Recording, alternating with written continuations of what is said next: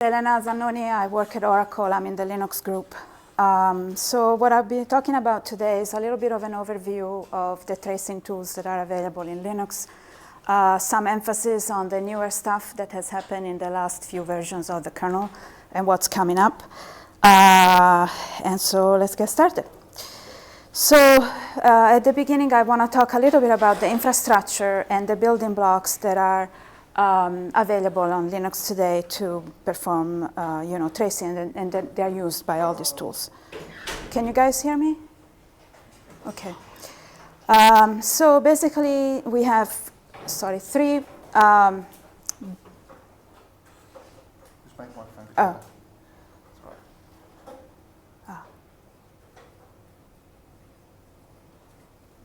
right. Yeah, I can. Yeah. Thanks.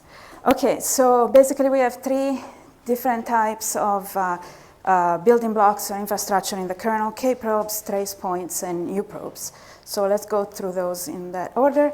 So kprobes allows you to do dynamic kernel tracing. What do I mean by that? I mean, the terminology here is not really always the same. So when I talk about dynamic tracing, I mean tracing that is taking place on an executable where you don't have to recompile, you don't have fixed trace points, and you can actually decide on the fly, kind of like a debugger, where you're going to put your trace points and what to collect at the particular trace points. So basically, you can do this on a running kernel. You have to configure kprobes in when you build a kernel, but beside that, you can actually put your trace points anywhere you want. So as I said, similar to debugger breakpoints, you insert a breakpoint instruction at a specific location, and then when the exception is caused, the handler actually will execute the actions of your probe, which usually are collecting variables and calculations and stuff like that.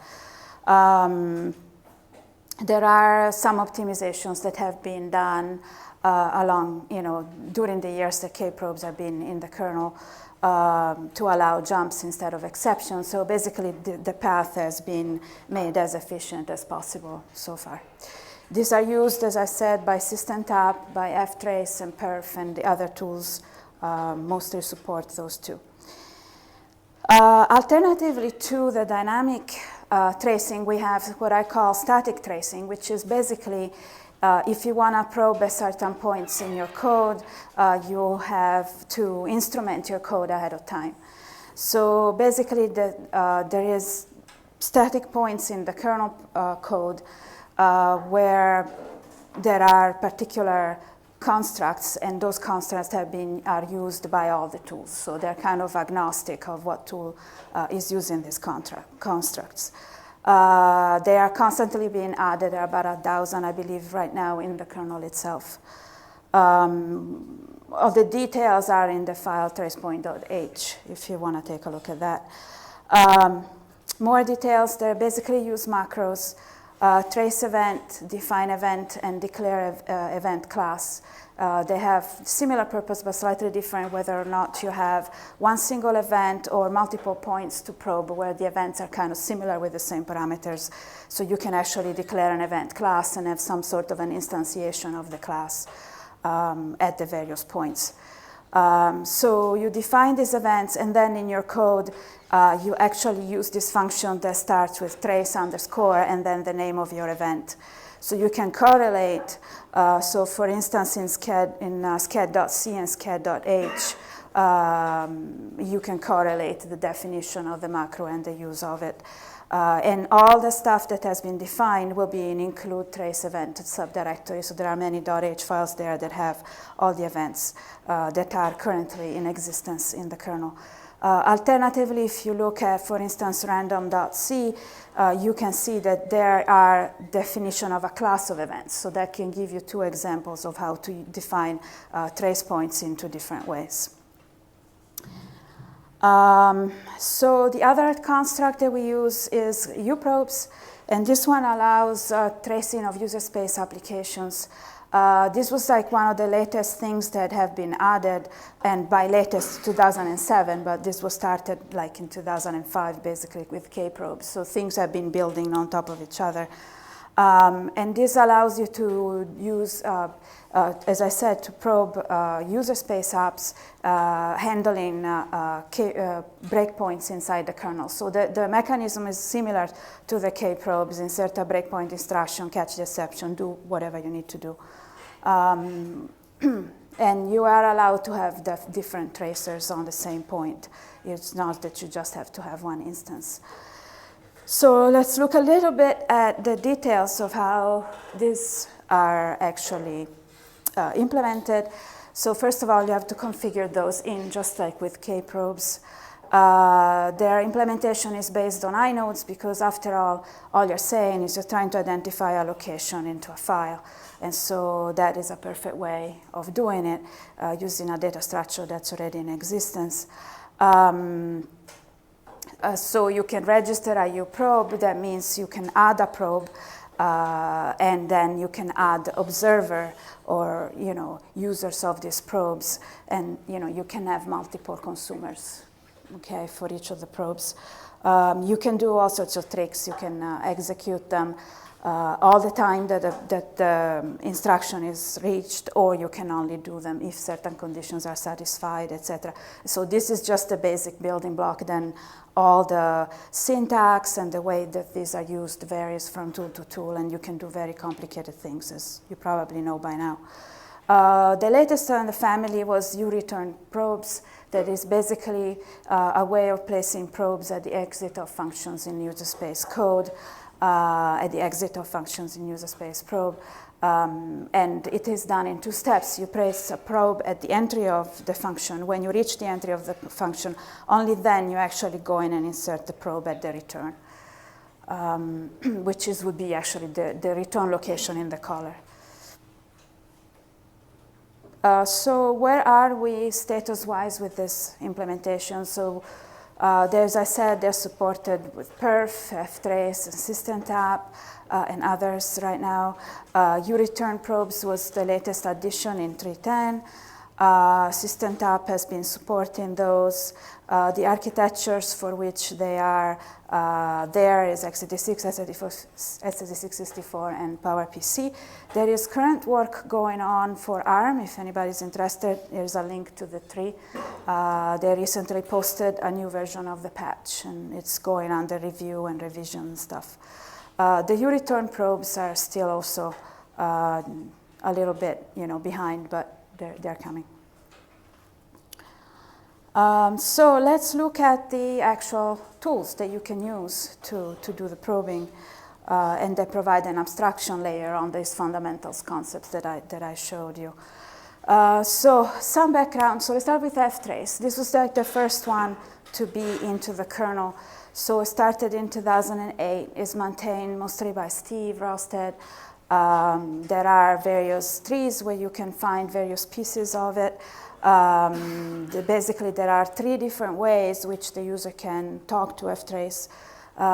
You can use files into the debug directory and echo commands into those files, and those will be read and modify the behavior of ftrace. You can use trace command, which is a command line tool, and at the end of your collection of data, you can visualize the data using a GUI that's called Kernel Shark, which is quite interesting as well, and it allows you to zoom into different time intervals and different granularity, and also highlight different type of events with different colors and stuff. So it's quite interesting. There is quite a bit of documentation right now in the kernel tree regarding ftrace in general. The main 2 files are listed there, but there are others for all the commands and stuff that's available. There are many articles on LWN and so on. These are a little old, but it gives a good introduction. So again, there are lots of config options, config options when you build and configure your kernel to have ftrace, and most of them also define what tracers, what plugins are available. Some of those are enabled by default in the Fedora kernels at the moment. So you can do a test run or try it out but without having to rebuild anything. So basically, as I said, how do you control ftrace? If you look at this debug tracing directory, it has output. It has files that allow you to specify the behavior of ftrace. So, for instance, I just list a few here. There are many more, and we'll see later. I specify a few more later. So, current tracer, which tracer is in effect? Like, what are you tracing, functions or other things? Tracing on, you can turn on and off the tracing by enabling the writing to a buffer or not. There is a file called trace, which is your output buffer, so where all the data gets stored from your tracing. You can do live tracing if you use the trace pipe file. There are files that list available events, available tracers, and there are files that are used to define dynamic tracing points on top of the static tracing points that I was talking about before. Then there are some directories there, some of which I'll talk about it in a little bit. So what can you trace with ftrace? Function that will trace the entry of all the kernel functions. Function graph, you can trace entry and exit to the functions. Therefore, you can actually construct a call graph. You can look up latency, interrupts, preemption, and you can also decide to trace nothing in case you want to interrupt the collection of your data. So which tracer is in effect is controlled by this current tracer file, which I talked about before. So you can have fun and enable all sorts of different things there. So as I said, you can do dynamic tracing with ftrace. By this, I mean you are allowed to define probe points on the fly in your program without having to use precompiled locations where to collect the data that you are interested in. So you can do both kprobes and new probes, and if you go and look in this magic tracing directory, you will see that there are files that are called kprobe events and uprobe events that will store the information regarding which dynamic trace points you have enabled. And again, here the syntax gets very complicated, sometimes a little bit Byzantine in my opinion, but there are lots of things you can do. There is some documentation, there is articles, and here are some examples of syntax. So the first one sets a return probe. So at the end of do sys open, print me or collect me the return value. And so this syntax is echoed into the kprobe events file. You can also do the same for uprobe. So if you want to put a probe in bash at that particular address, then you can store it into the probe events file, and then ftrace will go and read those files and do whatever it's told to do. And you can clear them by echoing nothing into the files. So pretty straightforward. The challenge, I would think, here for the user is to remember all the options and all the very little finicky syntax. So an aid to that came out when Steve implemented this trace command user space tool, which is another cover on top of the ftrace engine that allows to be a little more usable and user-friendly to define all these behaviors. So you can say trace command record, report, start, stop, extract, list, and you have a little bit of transparency on all the complexity that you have under there. Steve just released, or at least tagged, the 2.3.0 version last week, actually this week. And you can find it at that location. Again, you can read articles on that. There are, help commands that you can use to look at some of the stuff. So basically, this also allows you to do the same stuff that manipulating the files directly into the tracing directory will allow you. It's equivalent. So what has happened in the 3.10, 11, 12, 13, the latest kernels in ftrace? So first of all, this is just a list. I will go through those real quick. So we have instances, function tracing triggers with many controls, options and parameters, more trace clocks and different options to disable the collection of entry and exit for specific functions. So if you want to avoid tracing some functions when you're trying to collect a graph, call graph, you can do that. And then you can actually stop the tracing at the point of a warning. So if you're looking for some specific and then things go bad, and you're collecting maybe too much data, and you want to stop it exactly at where the warning is triggered, you can actually do that. So as you can see, and I'll emphasize this, the trend before was to build all the infrastructure, collect all the data. Now the trend is, whoa, it's too much.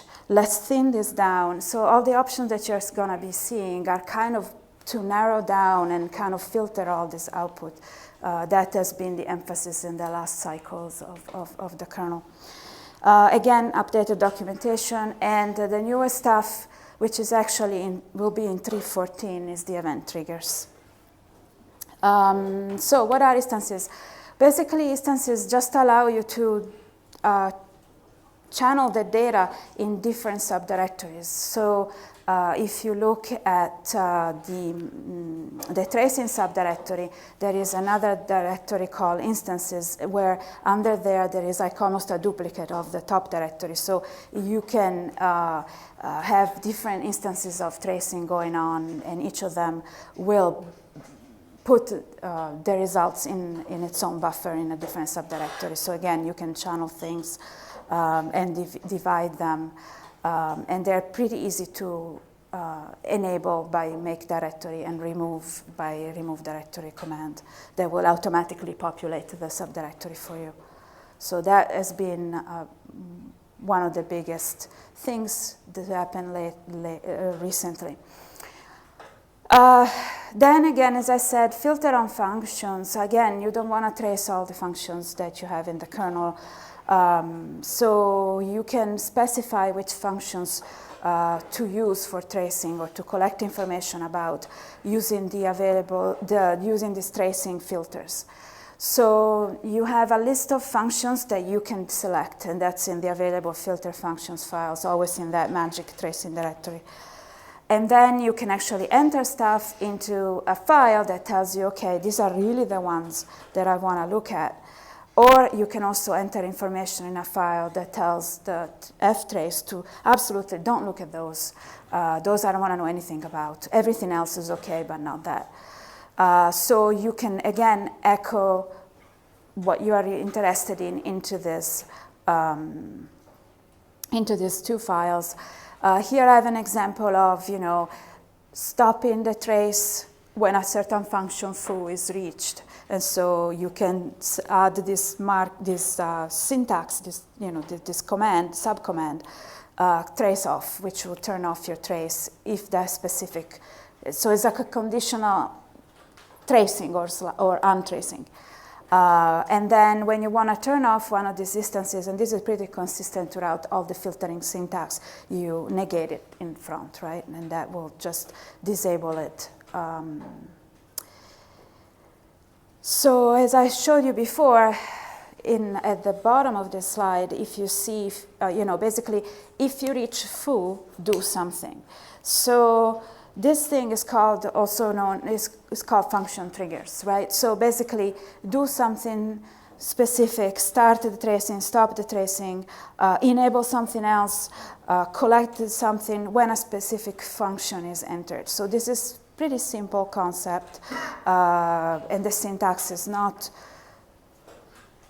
too complicated, but it can have, again, a lot of different options. So you can specify, enable something when a function is entered. You can say, do this for the first n times that a function is entered. Or you can disable some event from happening when that function is entered. And so here I have some examples of things that you can put in your filter. And again, if you want to operate on events itself, enable events or disable events. They have to be one of the ones that are defined in the available events. And those can be your static trace points that ftrace can see that were in the kernel, or you can be the events that you have defined yourself through kprobes. Okay, so again, you can do, as I said, things get complicated quite fast, and you know, it's not a bad thing. It's just remember all these options is the challenge, but it's really, really flexible, and you can do a lot of stuff. As I say here, you can do a stack trace, so you can collect a stack when you enter foo, or you can do that for the first 5 times that you enter foo, or you can just disable the whole thing. You can also save a snapshot of the trace buffer, or you can dump the snapshot of you can dump the contents of the trace buffer to the console. So there are many different, you know, little variants, and I think this kind of also evolved, you know, when Steve had to debug something and needed a feature, there it goes, which is good. So the new stuff that's coming in 3.14 for ftrace, the big thing is these event triggers that Tom Zannoni did. They are right now in the for next, you know, inclusion for next. So just like, kind of like the function triggers, these are do something special, enable another event, you know, when a certain event happens. So in a sense, you say, what's the difference between a probe? You know, do something, collect information when a specific location is reached. But this is at a level above. I would say this is kind of a meta level, because here you are like, an event occurs and this one enables another event. So here you're modifying the behavior of ftrace itself. So it's another level of indirection. And so here again, you can have a bunch of triggering events. And again, there is another magic file called trigger, which contains the rules for these triggers to happen. For instance, here you can do, if you're interested to enable something when the read syscall is happening, you can put your trigger, which will be your commands to do, in this particular file under the event, and then syscall sysenter read trigger. So for instance, the example below, I say collect a stack trace for the first 2 times that the read system call is entered. So again, this can become a bit more complex. It's not just the stack trace that you can put in there. You can say enable another event, disable an event, collect a snapshot, start the tracing, stop the tracing, and as I said, counts, and also condition. There is also an if syntax is allowed. So this is the summary, very generic, you know, it's not even scratching the surface here, but, you know, can get a flavor for, you know, if you're interested, there is a lot to read. So the other main tool is perf, which started a little later, and it evolved on top of perf counters. It is now becoming bigger and bigger, encompassing a lot of things and a lot of subsystems in the kernel. So as I said, these are, you know, many big contributors. There is the documentation is a little, I wouldn't say sketchy, but, you know, they're not as good as keeping the documentation up to date as they are, you know, improving the code, obvious. But there is a wiki, there is a user guide, which also is probably from 2012. So, you know, things have changed, but it's a good starting point, both of those. And if you want to look at the code and what's coming, it's actually Arnaldo that maintains it and collects everything, you know, so you can look at history there. So just again, a little, you know, very 10,000 feet view of the various subcommands. So this is similar to trace command, which is actually the opposite because trace command was modeled after perf in a sense. But you have a main command perf and a lot of subcommands that allow you to do a lot of stuff. You can statistics, you can print, you can record into a file. You can then report what you have recorded into the perf.data file.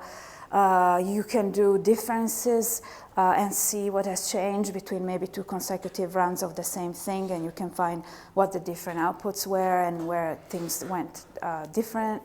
You can do live performance checking.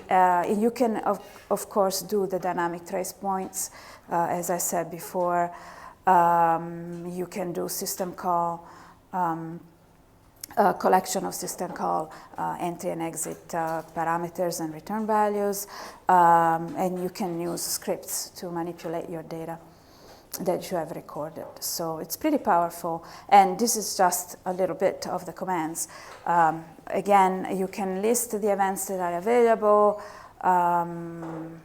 You can look at logs, scheduler behavior. You can do KVM monitoring, so it's really, really powerful. What can you observe, quote unquote? So basically, if you do a perf list, you'll see a bunch of the stuff that you have available in terms of events.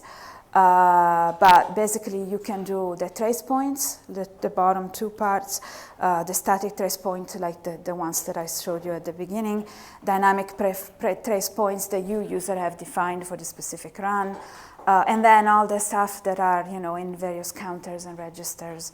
You can use, you can look at that stuff too. And again, all is defined as this file called perfevent.h. So if you want to really look at all the stuff, it's all in there.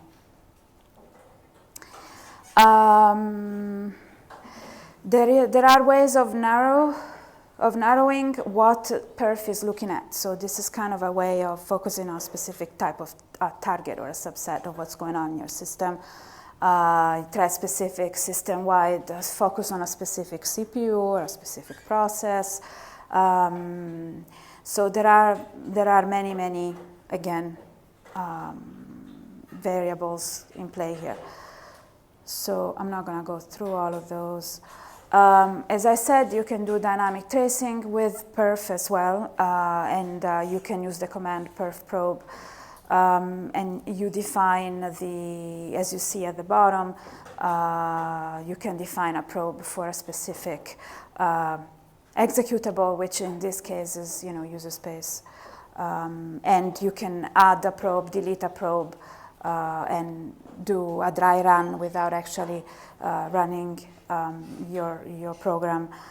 So it's, again, perfprobe.txt is the file that has somewhat explanation of what this particular stuff does, which is, same. The interesting thing here is that you can actually use the debugging information to set a specific probe at a specific location and also to collect the values of specific variables at that location. And this is kind of important in terms of the history of this whole section of the kernel and how we got here. So some recent improvement, again, 3.10 and forward type things. You can do, you can use different methods to look at different data output files for different runs. You can group the events and show them in a more user intuitive way. Lots of bug fixes. You can now have there is a subsystem that looks at memory access. There is a talk that Namyam Kim did in sometime in 2013 in the summer, June 2013, and that has some of the latest examples if you want to look at that. So another thing that's in the works right now is this integration between ftrace and perf.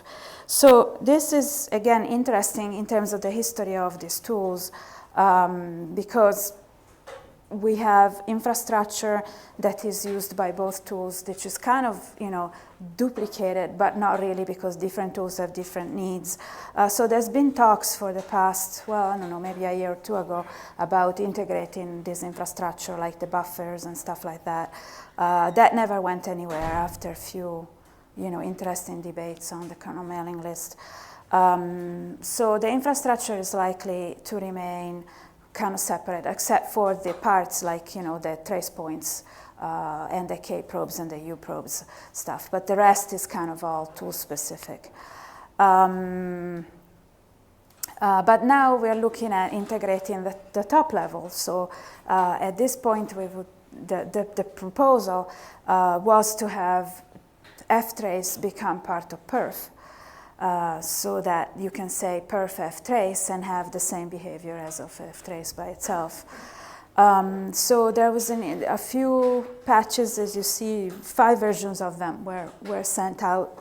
But now, at the moment, this is kind of stopped, and Namyoung is going to come back to this eventually. But there was a lot of commenting, and initial idea was to have, perf trace record, perf trace show, report, and live.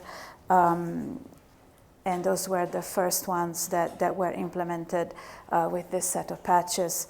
So look at this. This will come back. It's not permanently stopped. I'm sure they will figure it out.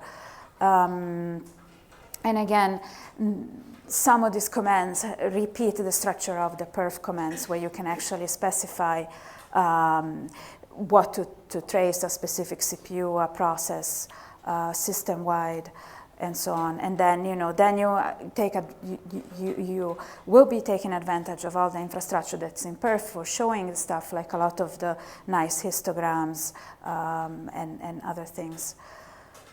So there is quite a lot happening there. Another thing that started and stopped, but it was promising, was support for STT markers, which are the markers that DTrace uses. So they are actually statically defined markers, but with a different syntax. Systemtap is supporting those through some, conversion layer. There are a bunch of patches. This is also stopped. Sometimes that happens, right? People are pulled in other directions, but that was also quite promising. Another one was from Jiri, which is one of the main people working on ftrace, on perf, sorry, to do some toggle events. So it's kind of like the triggering idea.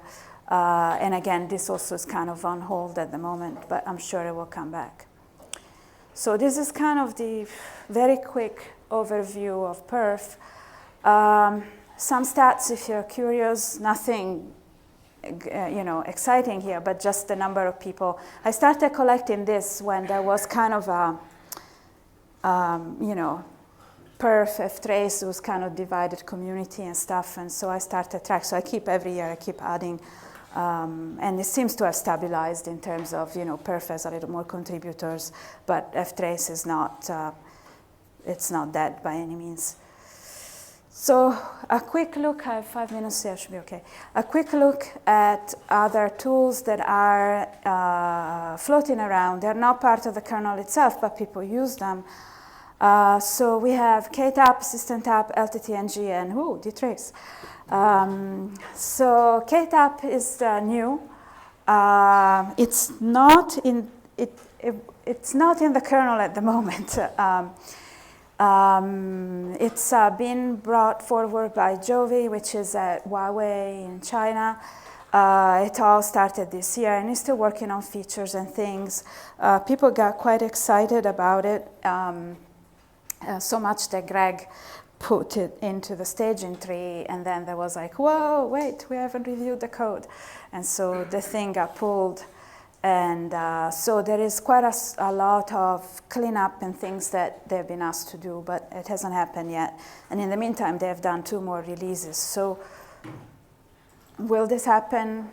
I hope it will, but So it's basically the idea similar to DTrace. This was actually done because of the embedded community. They needed something a little more lightweight.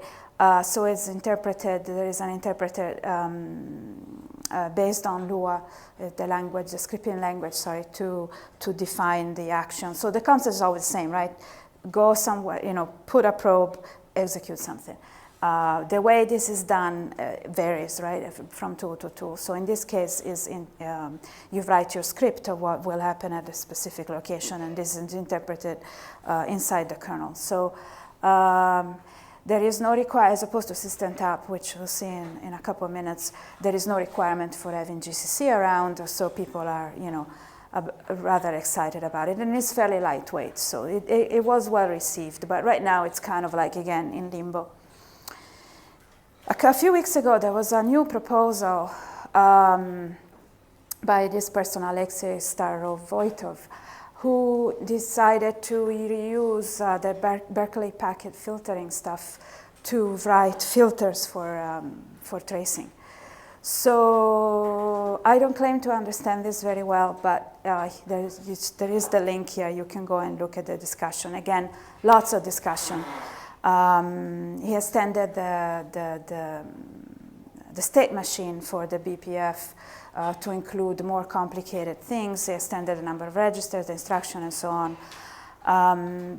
He can also, instead of writing programs directly into the BPF format or instruction set, you can actually write them in C. There is a backend in LLVM that will translate those in BPF instructions. And there is a backend in GCC. The backend in GCC is not in GCC. I mean, it is maintained by him on GitHub somewhere, and the LLVM, I believe, is actually included in the LLVM compiler. So then this discussion where everybody, again, was excited about seeing this new approach, or maybe we can use it, we can integrate it with KTAP, and then it started derailing, oh, well, we can include GCC in the kernel. So that's kind of where it stopped. So the discussion is quite interesting. Again, promising, but right now it's still, it's fairly new, just like a month old. So then systemtap, real quick, one slide per tool. Again, this is all started in 2005. This was like the first thing on Linux when Solaris was doing DTrace, right? And this is how we got the K-probes put in and all that stuff. There's always been some controversy around systemtap because of the use of GCC, the execution of, it creates a module, the modules get inserted into the kernel. Oh my God, is that safe? Maybe not.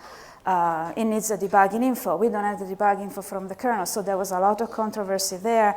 While right now we're actually seeing that perf itself is actually supporting the use of the debugging information. So things have changed since 2005. The community has become more receptive about having more tracing infrastructure into the kernel. At the beginning, they really didn't want any of that.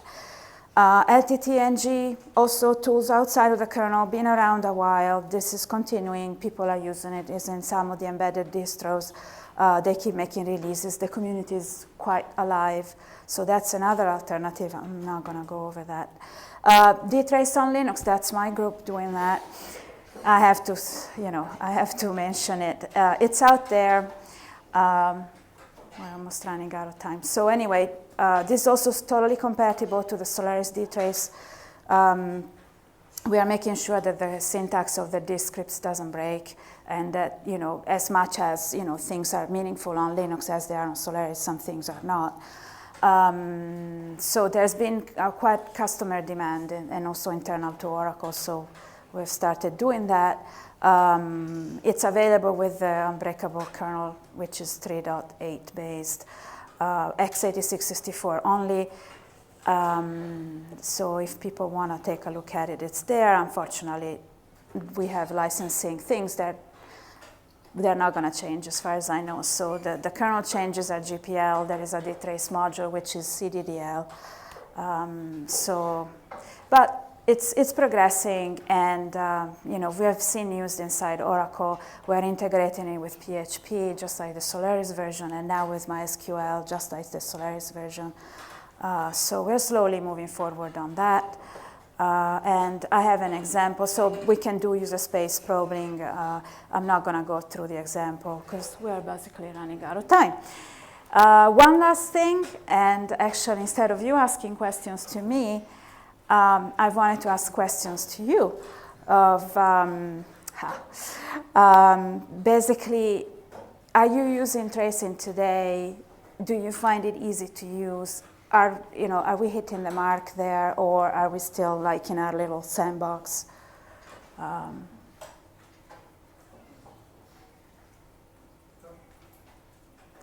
Yeah. Only one I've had much depth with so far has been perf, and it's pretty seriously aggressive.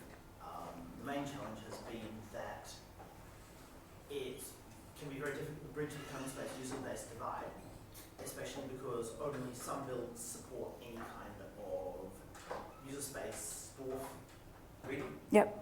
So I often have to rebuild perf with dwarf patches before I can actually do anything that traces from kernel space back into user space. Yeah. That's so one of them. Intense frustration at the moment, and nobody appears to be working on porting perf to the ELF utils. Yeah, it's the dwarf stuff. It's been done libdwarf separately. Yeah. Anyone else? I've only one comment, which is that it seems Solaris DTrace is reasonably accessible. It seems that on Linux, once you go past ftrace, that is not the case. That's been my feeling.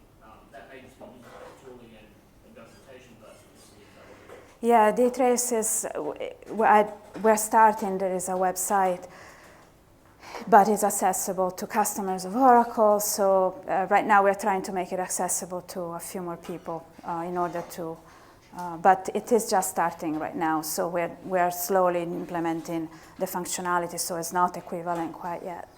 So yeah, it's a manpower issue as well to kind of, try to do more exposure, to give it more exposure, but. So the question was? Oh, about DTrace and the availability of DTrace, which is, on Linux. Easy to use. Oh. DTrace seems quite easy to use. Yes. Yes, but yeah. Tracing on Linux beyond ftrace, not so many examples, hard to use, very often not in kernels, that sort of thing. Oh, I see. Okay. Yeah, that's why we ported DTrace to Linux, because that's the feedback we got from our customers. I wish it would be a bit more openly available, but that was exactly one of the reasons. Yes. Sorry again. Just another one quickly. With perf, when you're poking around in the memory of user space binary, you can't currently capture globals and things. Is that possible with uprobe, so with the other tools? So when you hit a trace point, you want to capture the state of the global or local variable at that point. You should be able, if you know the location of the variable, yeah. And if you have the debugging info, even better. I think we've got time for 2 more questions from the audience, if there's any other questions. Otherwise, please join me again in thanking